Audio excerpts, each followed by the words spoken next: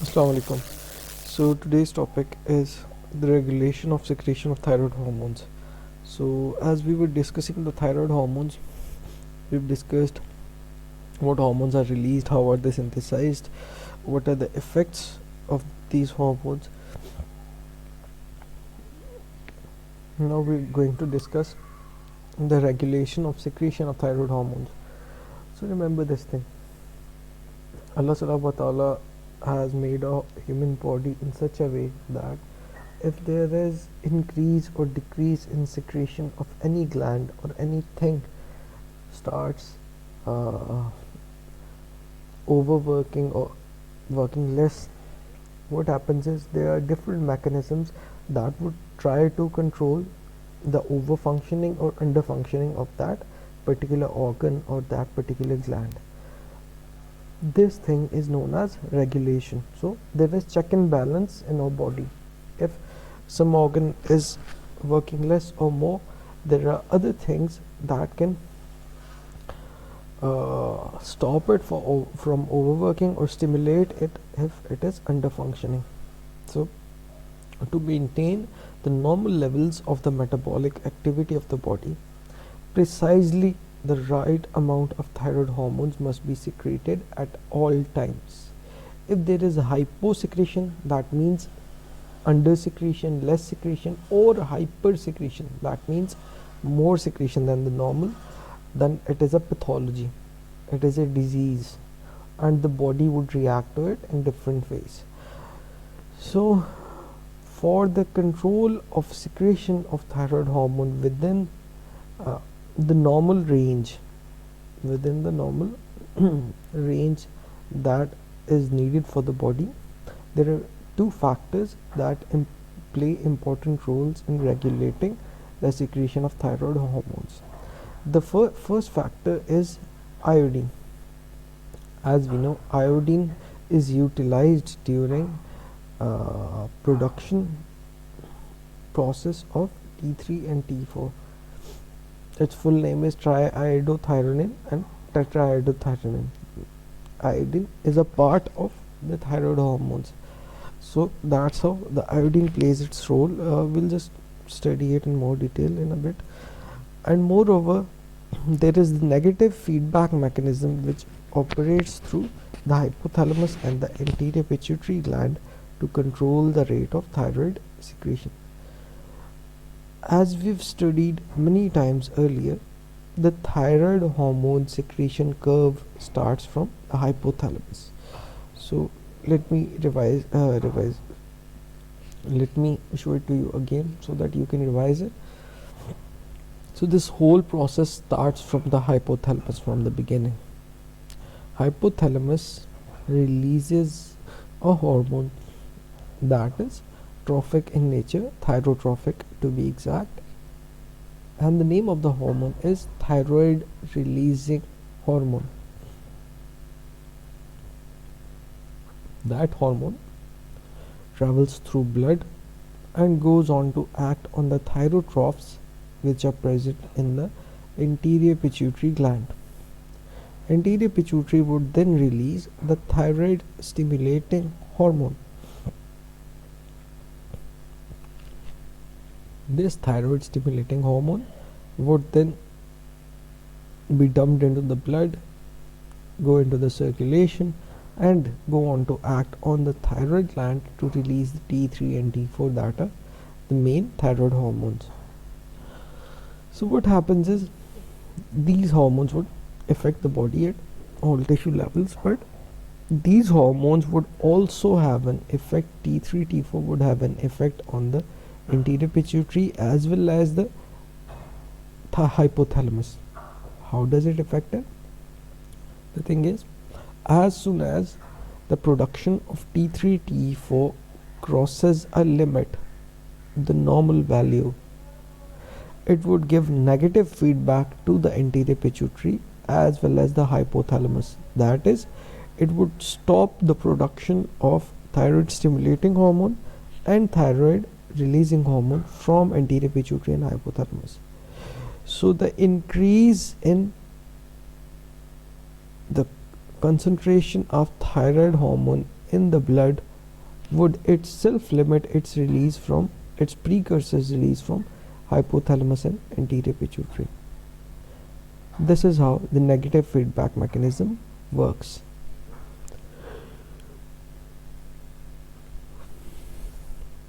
So, thyroid function is primarily regulated by the variations in the circulating level of pituitary thyroid stimulating hormone. So, thyroid stimulating hormone is the main hormone that would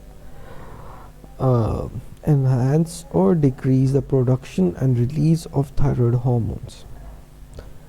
TSH would increase all the known secretory activities of the thyroid glandular cells. So as soon as thyroid stimulating hormone comes in contact with the thyroid glands present in the thyroid, it would enhance the secretory abilities of the glandular cells, be it the parafollicular cells or the follicular cells. Now I have some questions for you. If level of TSH is increased and the level of T3 and T4 is decreased, what does it signify? So just brainstorm for a bit and then you can let me know its answer. And if the level of TSH, T3 and T4 all are decreased, then what does it signify? To answer these questions, you must know where does the TSH act, how is the TSH synthesized, under what hormones effect, and what are its effect on the T3 T4 production. The third question is, if the level of TSH is decreased and T3 and T4 are increased, on what level do you think the problem is occurring? What is the problem here? So what would it signify? So I need answers from you for this these questions.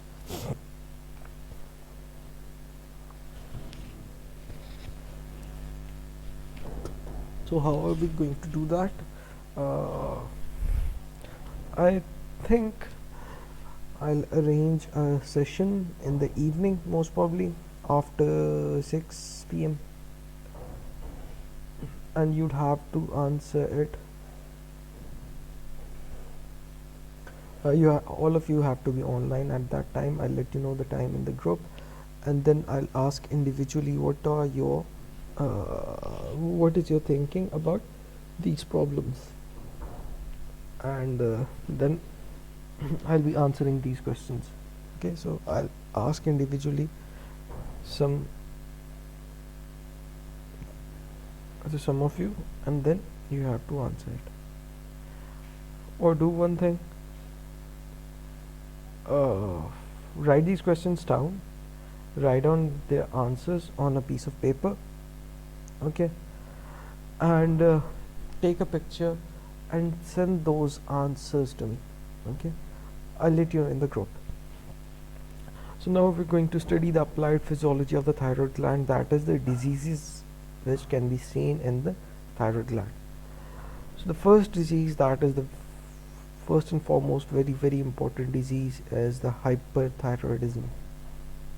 Remember, as the thyroid hormone has effect on all parts of the body, the increase or decrease in secretion of this hormone would also affect our whole body. So if there is excess secretion of the thyroid hormone, it is known as hyperthyroidism. So there is increased secretion of the thyroid hormone. Causes can be the Graves' disease. Graves' disease is an autoimmune condition in which there is production of IgG and autoantibodies to the thyroid stimulating hormone receptor.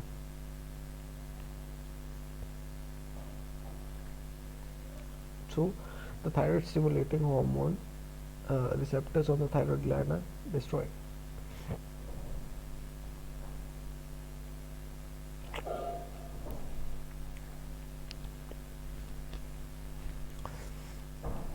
The second one is toxic adenoma. Adenoma is a benign tumor. So toxic thyroid adenoma occurs in the thyroid, and these tumorous cells would continue on producing excess hormone. They do not need the support of thyroid stimulating hormone for the production of thyroid hormones. So they would produce T3 T4 independently, and it would cause increased secretion of T3 T4. Other conditions which may cause hyperthyroidism are Hashimoto's thyroiditis. This one is an autoimmune condition, and subacute thyroiditis, kind of an inflammation in which there is excess thyroid hormone production. Now, what would be the features of this condition, hyperthyroidism? There would be exophthalmos. So, what is exophthalmos? There would be protrusion of eyeball. Eyeball would be enlarged, protruded out. Edematous, swelling of the retroorbital tissue. The tissues which are present behind the eyeball are swollen. There is swelling. Moreover, there are degenerative changes in the extraocular muscles, and the eyeball would appear as to be pushed out of the socket, protruding outside. Eyes would become dry and irritated and often infected, resulting in ulceration of the cornea. So dry and irritated eyes, this condition is known as keratorexius. So keratorexius can be seen, and in the end cornea would be ulcerated. There can be goiter. Goiter is swelling of the thyroid gland. As I'll show you some pictures. Thyroid gland gets swollen too much. The neck is swollen, but it is not found in all cases of hyperthyroidism. It can be found in some cases, but all cases of hyperthyroidism do not cause goiter. There is a high state of excitability, as I told you in the features of the T3 and T4. T3 T4 cause excitability in the central nervous system. So increased level of T3 and T4 would cause hyper excitability in the levels, and there would be intolerance to heat and increased sweating. So the patient would feel hot all the time. Body temperature, he'll feel that body temperature is increased, and he would not be able to tolerate heat. He would not be able to go out into hot environment. There would be increased sweating. Heart rate would increase, and systolic hypertension would occur. So when we measure the blood pressure, there is a upper and there is a lower blood pressure, as we noted. The upper one is when the heart is contracting and the pressure is in the arteries is increased. That is known as systolic blood pressure, and the diastolic is when the heart is relaxing. So the systolic blood pressure is increased in this case. Moreover, the heart rate beats per minute of heart is increased. It can cause impotence in males and oligomenorrhea in females. So male would not be able to produce offspring.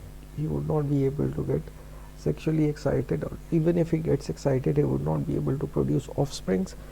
And females would have long menstruation periods, that is 50, 60, 70 days long menstruation period. So the menstruation would occur after so many days. They can be mild to extreme weight loss. It causes lipolysis, T3 T4. So increased T3 T4 would cause weight loss. Sometimes as much as 100 pounds or as much as 30 35 kilograms weight would be about 50 kilograms weight would be lost in a patient due to this thyroid causes. There can be varying degrees of diarrhea. So the thyroid hormone increases the motility of gastrointestinal contents, it would increase the secretions. So increased thyroid hormone would cause diarrhea in the patient. There would be muscle weakness, muscles would get tired easily, and the patient would feel tired but sleepless. There would be fine tremors in the hands, nervousness, and other psychic disorders, depression, anxiety, nervousness, etc. And there would be extreme fatigue but inability to sleep. So the patient would feel too much tired, but he or she won't be able to sleep. So here you can see the protruding eyeballs, exophthalmos. The eyeballs are larger, they appear to be coming out of the eye. There is goiter, that is increased size of the neck. The patient would also have sweating, tachycardia, systolic hypertension, etc. So what are the diagnostic tests for hypothyroidism? So as we know, there is increased T3, T4. So first and foremost, we need to check the levels. So there are different types of hyperthyroidism. There is primary, secondary, and tertiary hyperthyroidism. Moreover, then there is the Graves' disease. So let's look at all of the types and the diagnostic tests. How would they look in such diseases? So in primary hyperthyroidism, T3 and T4 level would be increased. Primary means from the end organ. So the problem is in the thyroid gland in primary hyperthyroidism. TSH, TRH have no effect on the production of these hormones. In fact, due to increased T3 and T4 and due to increased negative feedback, the TSH and TRH hormone would be decreased. The thyroid stimulating and thyroid releasing hormone would be decreased. In secondary hyperthyroidism, the cause is the pituitary gland. Pituitary is producing too much TSH that is causing the hyperthyroidism, increased production of T3, T4 from the thyroid gland. So T3, T4 would be increased, obviously, that's why we are calling it hyperthyroidism. TSH level would also be increased, but TRH level would be decreased. In tertiary, TRH would be increased, TSH would be increased, and T3, T4 would be increased. In Graves' disease, T3 and T4 would be increased, whereas TSH and TRH would be decreased, and anti-TSH antibodies would be positive. They would be present.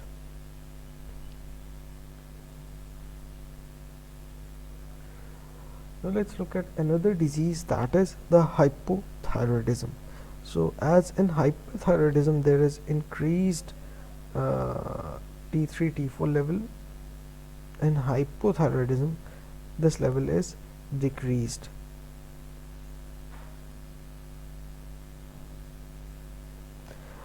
So decreased secretion of thyroid hormone is known as hypothyroidism. There can be different causes. It can be due to pituitary causes, due to hypothalamic causes, or due to thyroid causes. Hypothyroidism may be the end result of a number of diseases of the thyroid gland. If the cause is the thyroid gland, it would be known as primary hypothyroidism. It can be iatrogenic. Iatrogenic means we do not know any cause.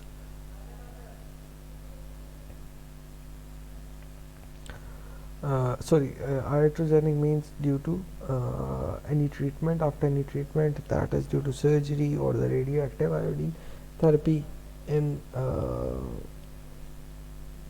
cancers, etc. There can be autoimmune destruction of thyroid, thyroiditis, inflammation of thyroid, or dietary deficiency of iodine. There would be no iodine, so there won't be any production of T3, T4, or there can be congenital absence of the thyroid, as in thyroglossal cyst. There can be genetic defect in the enzyme system. So the receptors or the enzyme is inactive or inefficient to do its work, this can also be a cause. This hypothyroidism may also be secondary to pituitary failure, that is, pituitary is not releasing TSH or not producing enough TSH, and this would be known as secondary hypothyroidism. Or it can be due to hypothalamic failure. If TRH is not being produced from the hypothalamus, it would be known as tertiary hypothyroidism. Hypothyroidism in adults is known as myxedema, and in children it is known as cretinism. Myxedema is in fact a more serious form of hypothyroidism, and in children there is cretinism. There is always cretinism. Myxedema develops in the patient with almost total lack of thyroid hormone function. If there is no thyroid hormone being produced, this is a serious condition. It would be known as myxedema. The patient can undergo coma, which is known as myxedema coma. The patient would feel no energy at all times. He would feel fatigued, lethargic, want to sleep all the time. Patient would be sensitive to cold temperatures, would feel that his or her body is cold and would not be able to tolerate cold temperatures. There would be decreased cardiac output, as thyroid hormone causes increased cardiac output. Absence of thyroid hormone would cause decreased cardiac output, and there can be myxedema, that is accumulation of proteoglycans and the water in the body. So body would get swollen up. It would appear swollen up. Facial and periorbital edema can be seen. Face and the space around the eyes is swelled up, and there is bagginess under the eyes. There would be peripheral edema of the hands and feet. Hands and feet would get swollen, and macroglossia. Macroglossia means increased size of the tongue. Thick, coarse tongue. The hair would become coarse and sparse. So there would be hair fall. Hair would get toughened and less in number. The skin would get dry and yellowish because of carotenemia. Thyroid has effect in converting keratin into vitamin A. If there is no thyroid hormone, keratin would get accumulated in the skin, give it yellowish hue, yellowish color. The voice would get husky and slow. The voice would get more, you can say, husky voice कहते हैं जैसे बैठी बैठी सी आवाज़ होती है, ठीक है. सो क्या कर रहे हो, इस तरह से you would talk like that. So voice would get husky. The patient would talk slowly. The mentation is slow. Memory is poor. So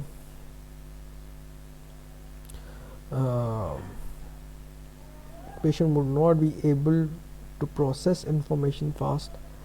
His memory would get poor. He would not be able to remember things. And in some patients there are severe mental symptoms which is known as myxedema madness. There would be constipation, and there would be decreased motility of the gastrointestinal contents. And in females there can be menstrual abnormalities, that is menorrhagia, polymenorrhea and amenorrhea. I've explained all these terms earlier. Menorrhagia means increased bleeding during the menstrual cycle. Polymenorrhea means increased frequency of periods, decreased number of decreased difference between menstrual cycles. The cycle would complete in 20 or less than 21 days. Amenorrhea means no menstruation at all. Plasma cholesterol level is elevated because thyroxine has a role in eliminating the plasma cholesterol. So there would be increased plasma cholesterol in the blood, and it would accumulate in arteries and cause atherosclerosis. There would be fatigue and muscle sluggishness. This is a patient of hypothyroidism or myxedema. As you can see, there is bagginess of the eyes, there is swollen face, swollen neck. Hair would get coarse, and there would be less number of hairs, sparse. There would be macroglossia. Patient would feel tired all the time. Then there is cretinism. Cretinism is the hypothyroidism of the children. This would cause severe developmental defects. The causes can be maternal iodine deficiency. The mother has not taken iodine, and as a result iodine is low in the child's blood. Fetal thyroid dysgenesis. During fetal life inside the mother's uterus, the thyroid has not developed properly, or inborn errors of the thyroid hormone synthesis. There can be problem in the peroxidase enzyme or any other enzyme. It is not sufficient and it is not producing T3 T4. There can be maternal antithyroid antibodies that cross the placenta. Antithyroid antibodies are present in the mother, as in the case of Graves' disease, and they come and destroy the child's thyroid gland. There can be fetal hypopituitary thyroidism, that is, the pituitary has not developed the pituitary gland of the fetus has some problems. That's why it is not giving the signal, the TSH, for the production of the thyroid hormone. So how would a child of cretinism look? How would a patient of cretinism look? There would be failure to thrive. The child would be smaller for its age, more lean looking. There would be stunted bone growth. Bones would not grow the normal way. They would remain shorter, and there would be dwarfism. The child would be of low height. There would be spasticity and motor incoordination. Patient would feel spastic, would exhibit spastic movements. That is, the muscle movements are not smooth, and there would not be any incoordination. Cannot pass a glass or a ball from one hand to another hand. Cannot touch the nose. If we ask him or her to touch the nose, there would be no coordination between the muscles. There would be mental retardation. Mentally, the child would be slow. The mind would not he would not be mentally strong. There can be goiter, pot bellies, and enlarged protruding tongues.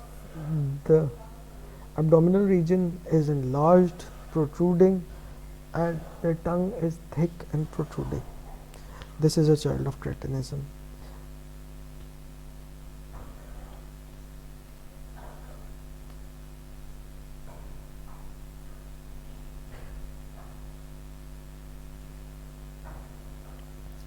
Okay, so let's look at the tests for diagnostic tests for hypothyroidism.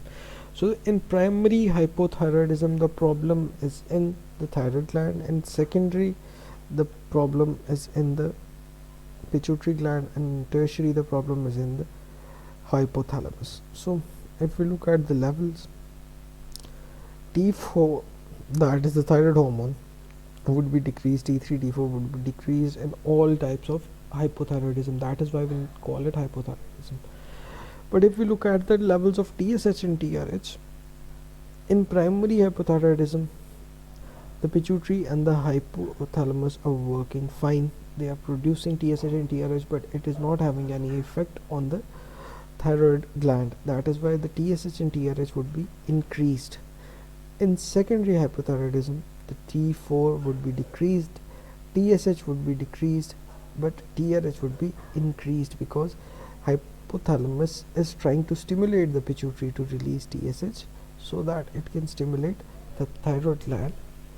But the pituitary has some problems. That is why the thyroid stimulating hormone is low, and in turn, as a result, the thyroxine T3 T4 level is low.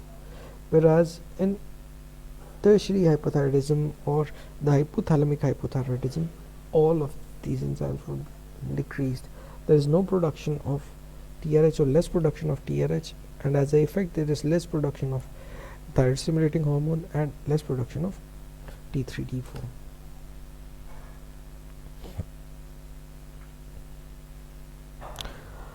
So now let's look at the condition number 4 and 5, that is the hyperthyroidism. So what happens in hyperthyroidism is the T3 T4 level is increased, it is understood. In pituitary hyperthyroidism, that is the secondary hyperthyroidism, the T3 T4 level is increased because TSH level is increased. So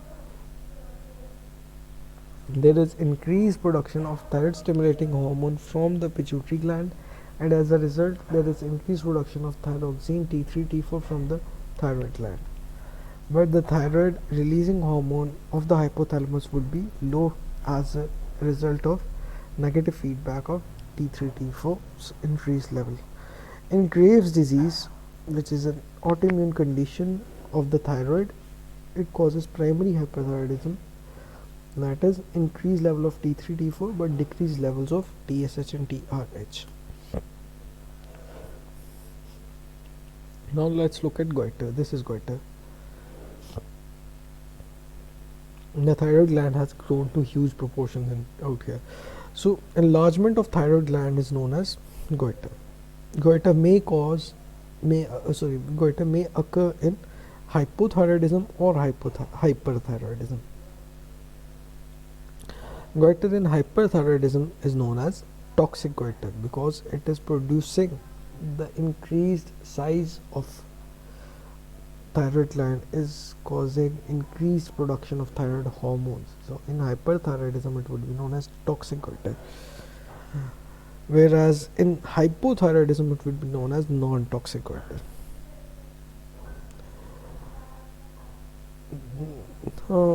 There are some types. There is endemic goiter. Endemic goiter is seen in an area where there is decreased iodine in diet. So mainly our source for iodine is salt. So we take iodized salt so as to replenish the stores of iodine in our body. If in some area, in some hilly area or somewhere else, there is no iodine in the salt, the frequency of thyroid disorders is much higher in that area, and this is known as endemic goiter, the goiter that is present over there, and it is due to deficiency of iodine in that human's body. Idiopathic non-toxic goiter is a type of goiter in which there are no clear-cut causes. The patient's intake of iodine is normal, TSH level, TRH level is normal, but there is no production of thyroid hormone from the thyroid gland. So it is known as idiopathic because we do not know the reason behind it. Now, why goiter occurs in iodine deficiency? This is another question that you need to answer. So there are 4 questions in total that you need to answer. You need to submit the answers by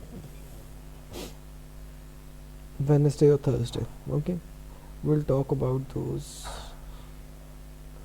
on Wednesday or Thursday. So please write down these 4 questions and answer these questions in 1 or 2 days.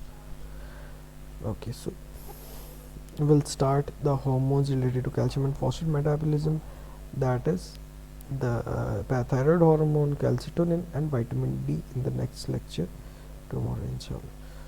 Take care. Allah Hafiz.